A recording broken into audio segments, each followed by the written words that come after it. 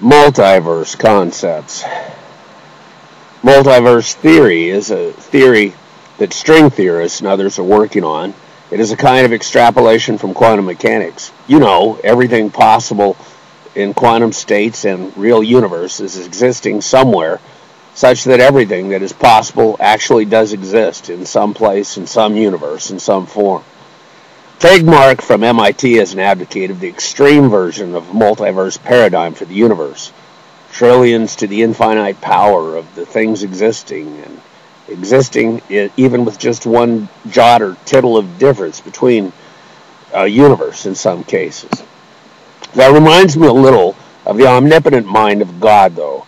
Like the Neoplatonist philosopher Plotinus describing the one with infinite quality, I must wonder if all these infinite, every possible universes actually need to be made real, or if there is even a substantial difference to God of real materialized universes and those he just keeps in his thought.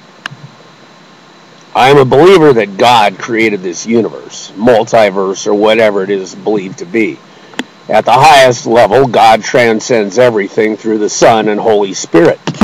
The mechanics of this multiverse that I often typo as Multiverse may be uncertain for amateur philosophical cosmology theorists, yet it is fun to contemplate the sundry constructions of what and how it could be. I will mention a few aspects of such as I have considered lately. Still popular is the Hegelian universe coming to realize itself as consciousness. There are simulated computer-generated universes and eternal inflations. All of these could be interesting places to be. The problem exists for scientists of making a causal order that is plausible, yet that creates itself without a cause, first cause. It can be eternally existing and recycling, or have a backward causality with a consciousness that generates material reality after the fact. None of these scenarios are very satisfying, and so I am happy enough that God has the eternal and most deep philosophical issues for himself. Over the course of the 20th and 21st centuries, a standard model of quantum mechanics and cosmology was developed. These were causal and contiguous explanations of the structure and causal function of such universes as might be understood and verified as true, or a believed degree of truth so far as possible.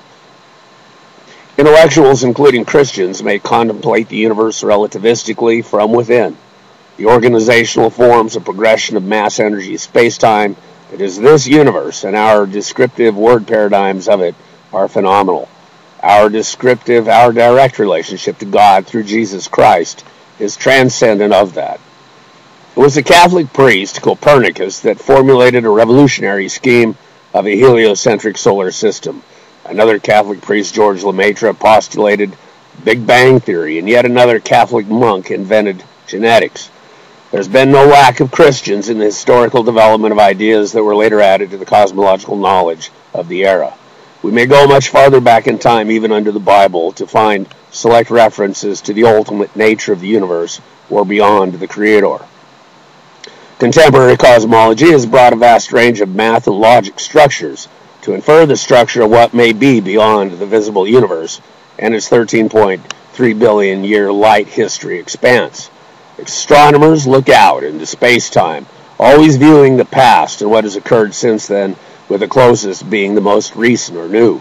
It may be inferred that time has continued to exist in those regions beyond observation, though the acceleration of the rate of expansion of space seems to have increased the past 7 billion years. If each day to God were as a billion years, then the original creative work may have been wrapped up nearly 8 billion years ago. Logically, there may be an infinite number of universes in existence, of which this is just one. Multiverse theory serves well to explain through natural selection that the fine-tuning of physical constants required to allow life to exist in this universe are not extremely improbable if there are an infinite number of universes, and this one with life is just one of the selection of universes in which life is possible.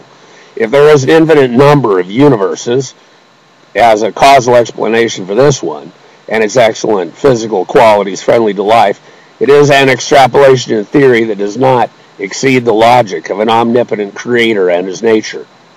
Plotinus, the Neoplatonist writer of the 54 tractates called the Enneads, in a sense developed a description of the nature of the one whom we Christians may regard as God or comparable to God as a learning paradigm, who emanated or issued the universe.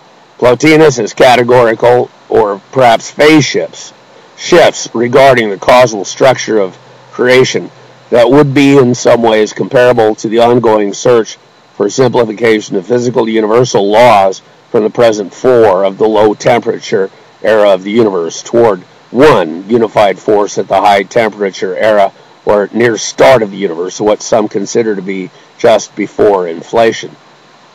A Christian explanation for the existence of the universe may, in an abbreviated form, simply refer to God or Jesus Christ as one of the Trinity. God is three persons for others. Instead of referring to the universe and a causal or temporal evolution, unfolding of events, a Christian may simply refer to God as the issuer or creator of all temporal things. God transcends temporality and causality concurrently. Plotinus' idea of the one presents God as a perfect being. We might think of the omnipotence and omniscience of God as actualizing all things possible and foreknowing them as complete in their final stage without need to develop them further, as they already are. In some senses, sentient being may make their own pilgrim's progress toward God as meaningful aspects of the will of God or teleology, regardless of where or what the universe is with a physically described paradigm. The universe is issued here or there as God has willed. It endures such as God wills, and when its purpose is accomplished, it may be replaced for some other phenomenal reason, and its information reloaded to regarded in God's will is done, or regarded in God's will is done. It would be possible for God to extract all of the sentient thought of a universe existing in all of the soul and relocate it without the physical universe to another one, I would guess. The nature of consciousness is different from that of the physical cosmos. The transcendent one knows the complete content of all possible universes, and this one. God knows where each soul is and determined its life possibilities, as well as what physical forces, particles, and forms might be formed through the changing evolutions of space-time, mass, and energy. In reading of the researches into the anthropic principle and of multiverse theory and the possibility of simulated universes, computer-generated simulation universes, one may consider the infinity of ways in which knowledge, mass, and energy might be represented in all possible universes, though, and through all constructions and simulated constructions, the one exists who transcends the all. The one transcends the bubble universes of an infinite causal profusion. The physical causality of the unlimited meta-universe or universes or multiverse is simply one element of the mind of God.